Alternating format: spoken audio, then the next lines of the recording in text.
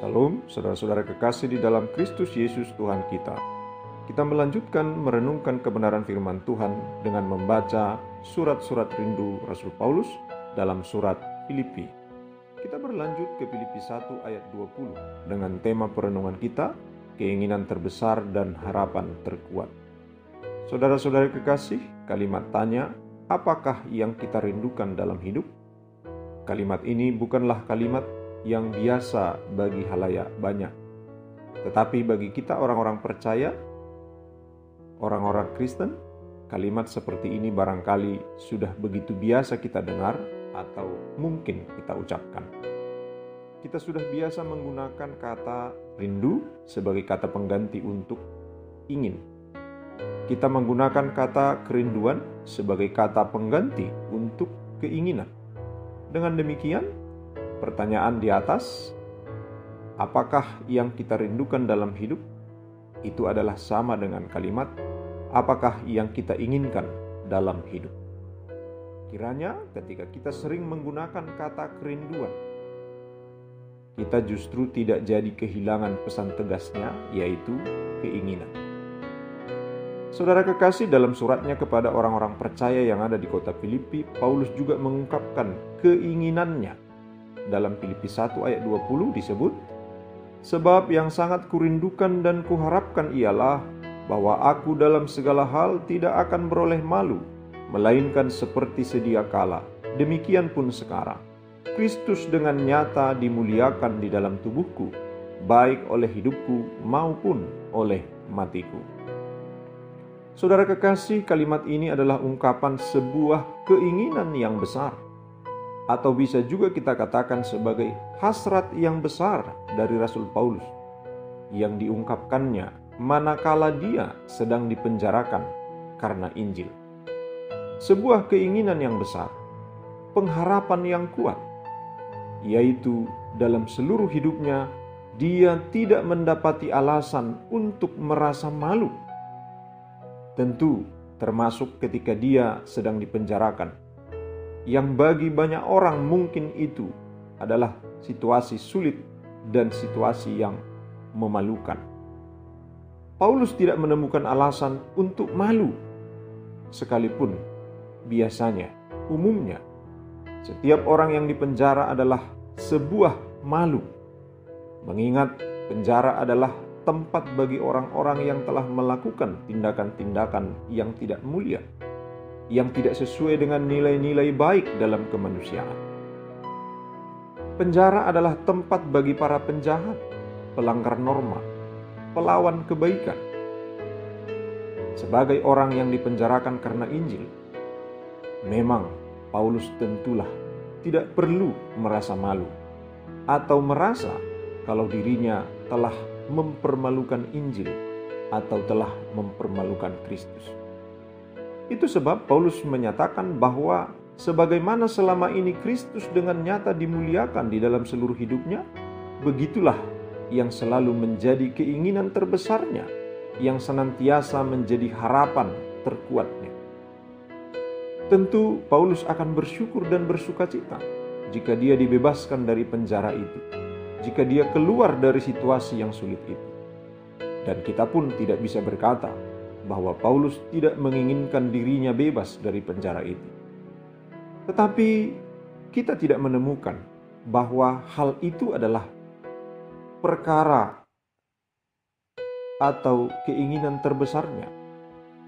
Perkara bebas dari penjara adalah keinginan terbesar atau harapan terkuatnya. Kita tidak menemukan itu dari apa yang Paulus ungkapkan. Karena yang kita temukan akan Paulus adalah bahwa dia tidak menganggap di penjara adalah sebagai sesuatu yang buruk. Karena pemenjaraannya sendiri tidak menghentikan Injil diberitakan, melainkan telah menjadi kesempatan baginya untuk menyatakan Injil kepada orang-orang di seputaran penjara, sebagaimana sebelumnya telah kita lihat dalam perenungan kita terdahulu.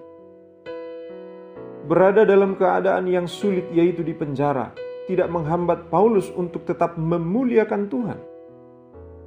Paulus sungguh tahu apa yang paling harus diinginkan dan diharapkan dalam setiap keadaan, yaitu bagaimana Kristus dimuliakan.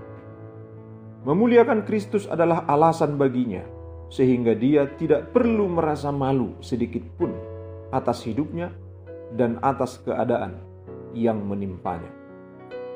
Saudara kekasih di dalam Kristus Yesus Tuhan kita, berada dalam keadaan yang sulit biasanya sangat mempengaruhi apa yang kita inginkan. Ketika orang dalam ekonomi yang sulit, maka keinginan terbesarnya adalah supaya lepas dari kesulitan ekonomi itu.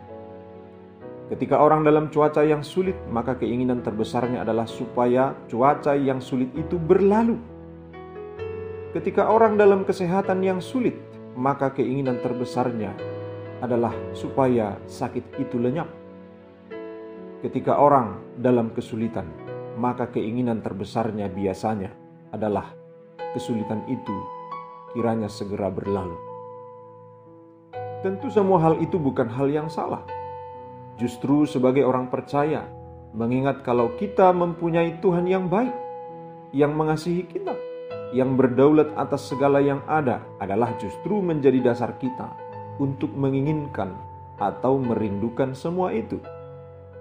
Tetapi melalui Paulus, kita belajar untuk mempunyai keinginan terbesar dan harapan terkuat kita apa di tengah situasi yang sulit. Terlebih ketika situasi itu semakin menghimpit.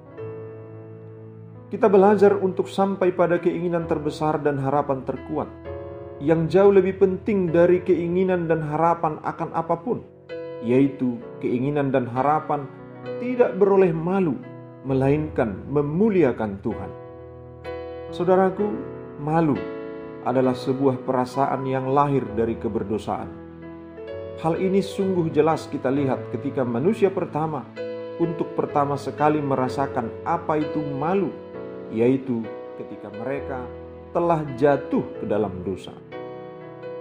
Rasa yang tak pernah mereka rasakan sebelumnya ketika mereka masih hidup seturut dengan perintah Tuhan. Saudara-saudara kekasih di dalam Kristus Yesus Tuhan kita, tidak beroleh malu hanya bisa kita alami ketika dalam segala situasi kita tidak jatuh ke dalam dosa. Ketika dalam segala situasi kita tetap teguh hidup dalam kebenaran Tuhan. Karena kita tidak bisa memungkiri bahwa dalam situasi-situasi yang sulit, godaan dan pencobaan sering datang dengan begitu ragam dan begitu kuat yang ingin menjatuhkan kita ke dalam dosa jauh dari Tuhan. Dan kita juga tidak bisa lupa bahwa musuh kita yaitu iblis selalu mencari-cari situasi yang tepat untuk menjatuhkan kita ke dalam dosa, untuk membuat kita meragukan Tuhan, menyalahkan Tuhan, bahkan meninggalkan Tuhan. Saudaraku, melalui perenungan kita akan surat-surat rindu Rasul Paulus, secara khusus lewat nas kita kali ini, kita belajar bagaimana memiliki keinginan terbesar dan harapan terkuat dalam situasi sulit yang sedang kita hadapi, yaitu bagaimana supaya kita tidak beroleh malu, melainkan dalam situasi sulit yang kita hadapi, kita memuliakan Tuhan. Inilah keinginan terbesar dan harapan terkuat yang harus kita miliki sebagai orang-orang percaya. Paulus berbicara tentang bagaimana Kristus dimuliakan di dalam tubuhnya, baik oleh hidupnya maupun oleh matinya. Apa yang dinyatakan Paulus ini menuntun kita untuk mengingat bahwa dalam keadaan yang bagaimanapun tubuh kita, hidup kita, mati kita, semua itu tidak menghalangi kita untuk memuliakan Tuhan. Kalaupun kita tidak memiliki raga yang kuat, dalam itu pun kita bisa memuliakan Tuhan. Kalaupun hidup kita tidak gemilang, dalam itu pun kita bisa memuliakan Tuhan. Kalaupun mati kita tidak seterhormat seorang pahlawan dengan sederetan catatan keheroikan di arak ke penguburan, dalam itu pun kita bisa memuliakan Tuhan. Karena dalam semua situasi dan dalam segala keadaan, ketika kita tidak jatuh ke dalam dosa, ketika kita mengarahkan dan mengerahkan hidup kepada Kristus, kita memuliakan Tuhan. Mari memiliki keinginan terbesar dan harapan terkuat, yaitu tidak beroleh malu, tetapi memuliakan Tuhan. Saudaraku, miskin secara ekonomi, terendah dalam dunia pekerjaan, lemah secara fisik, sakit, bahkan mati, bukanlah hal yang memalukan. Ketika dalam semua situasi itu, kita setia kepada Tuhan dan kebenarannya. Kaya dengan gemilang, sukses dalam karir, kuat dan sehat secara fisik adalah hal yang memalukan. Ketika dalam semua itu, Tuhan mendapati kita ternyata sedang melakukan dosa. Jauh dari Tuhan, melupakan Tuhan, meninggalkan Tuhan. Kiranya Tuhan menolong kita. Amin. Shalom.